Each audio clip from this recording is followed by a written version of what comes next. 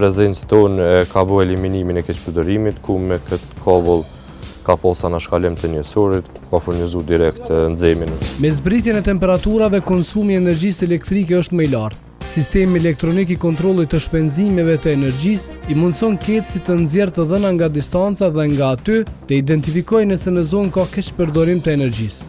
Nga zyra në Prishtinë, ekipi që ka kompetencë të veprojë në gjithë Kosovën, kishte vendosur në shënjestër disa biznese në rajonin e Perizajt.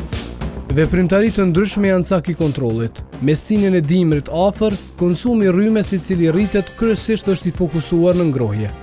Informatat inteligjente flasin se një pjesë e energjisë e cila po shpenzohej në një veprimtari biznesore nuk po faturohej.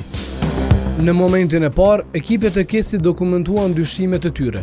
Pronari lokalit i cili ishte cak i kontrollit kishte instaluar një linjë paralele duke e furnizuar pajisjen që e përdorte për ta ngrohur hapësirën ku veprante.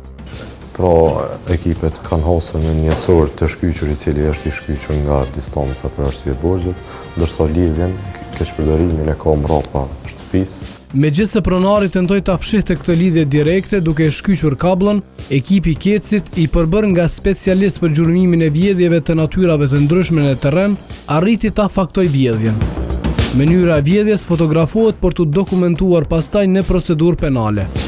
Sipas ligjit, çdo vjedhje e energjisë është vepër penale dhe dënimet janë të larta. Përpos dënimeve, ata që hasen duke keqpërdorur energjinë, faturohen shtesë për energjinë që ata supozohet se e kanë vjedhur për disa muaj. Ku e heki?